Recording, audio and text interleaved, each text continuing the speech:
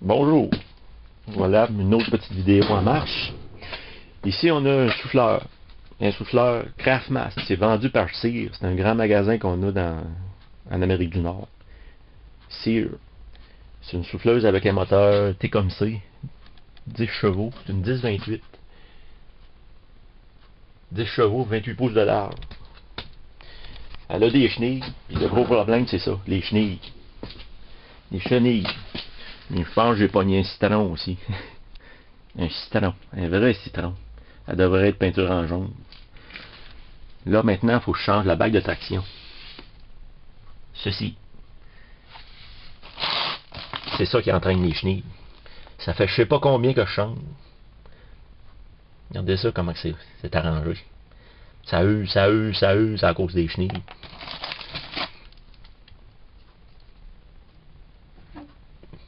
Complètement usé.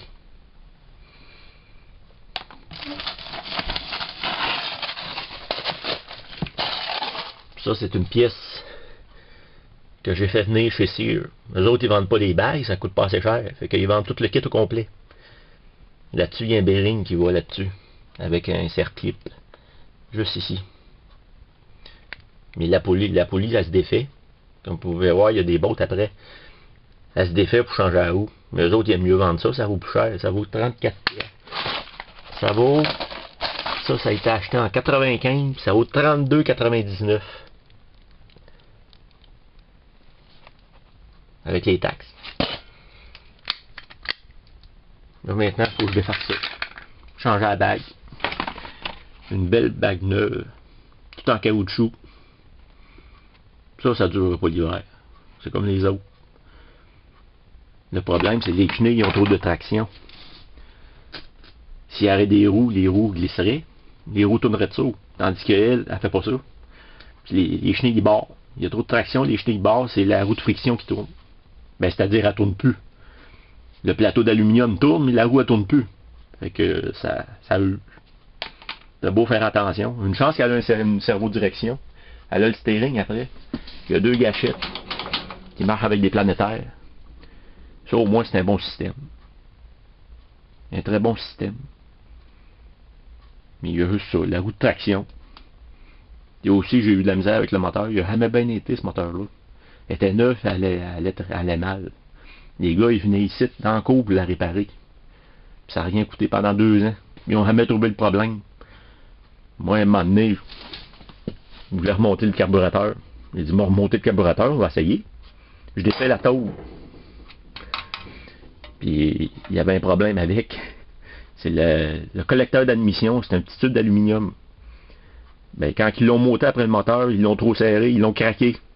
Il y avait une belle craque dedans. Fait que l'air rentre entre le carburateur et le moteur. Fait que le réglage du carburateur vaut plus rien. C'est trop de même. Puis avec la chaleur, ben, la craque augmente. La craque a grossi.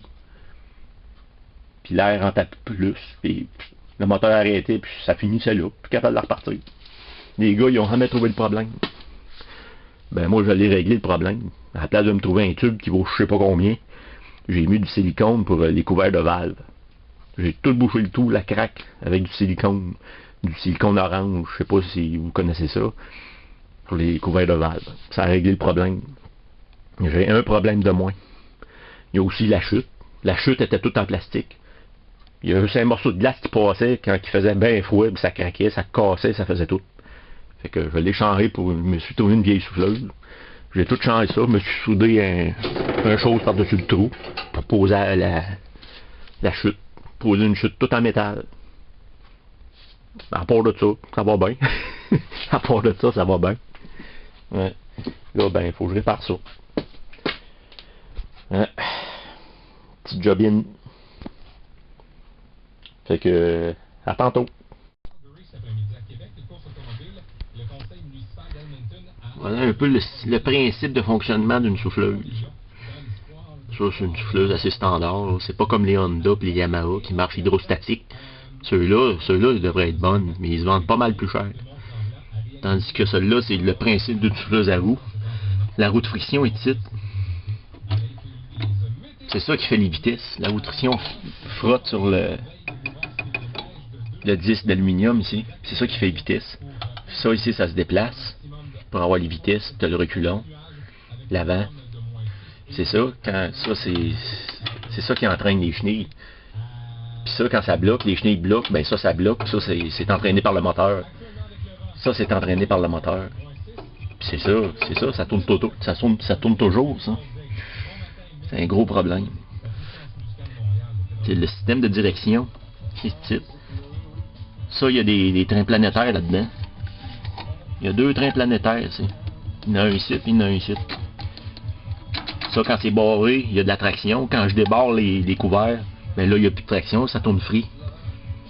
Un planétaire, je sais pas si vous savez qu'est-ce que c'est. Il y a 3 guides là-dedans. 3 petites guides qui tournent alentour, dedans. C'est comme un casing avec 3 guides. C'est bien arrangé, c'est bien pensé, ça, par exemple. Le seul problème que j'ai connu, c'est que le circlip s'est défait. Puis à un moment donné, le couvert s'est défait, puis les 3 guides ont tombé dans le fond de la souffleuse. Moi, pour remédier au problème des circlips qui se défont, j'ai posé 2 petits collets pour empêcher qu'ils se défassent. Ça ici, vous avez les chaînes qui entraînent les chenilles. Ça s'en va au demi-arbre ici, pour entraîner les chenilles. Ça, la puissance vient de là, ça passe ici. Ouais, il y a un gros problème. Ça aurait été hydrostatique, ça aurait été bien. Mais non. Là, il faut que je défasse ça. Facile à défaire, il y a juste 2 petites bottes qui tiennent le shaft. 2 petites bottes qui tiennent le shaft chaque bord. Je défais ça. Je défais ça, j'enlève la chaîne. Je défais mon couvert. Je change la route de caoutchouc. Je remets tout ça en place. Puis ça va durer. Moi, un de mes projets, ça me tentait tout de suite. Cette année, ça me tentait de la mettre la souffleuse pour que ça soit le 4 roues qui pousse ça. Y faire un frame en dessous. Puis le solidifier. Y faire un frame, puis le poser après ma souffleuse avec ça. Ça a arrêté sous le frame. Ça a arrêté direct après le 4 roues. Ça aurait pogné ici. Après les grosses bottes qui tiennent mon bord.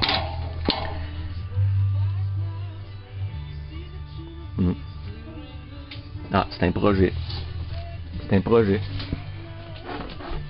J'ai arrangé le canam aussi pour qu'il pousse une pelle. C'est à peu près le même principe que l'autre, mais moins pesant. Il me reste que bébelle à faire après, là, le renforcer. Mais l'année passée, j'ai poussé avec. J'ai poussé, puis ça va très bien. C'est plus vite que l'autre. Surtout du reculon, c'est plus vite. C'est moins tracteur que l'autre. Le canam, il est moins tracteur que l'autre. Mais il marche avec une courroie, lui. C'est moins bon pour la courroie quand il force. Même s'il y a un lot. Pour travailler, j'aime mieux travailler avec lui. Celle-là, avec le Big Bear, là, ça va très bien.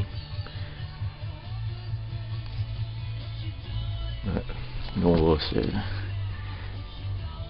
va se concentrer sur la souffleuse, réparer ça aujourd'hui.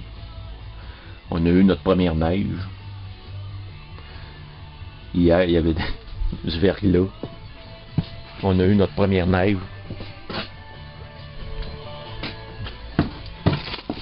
Petite neige.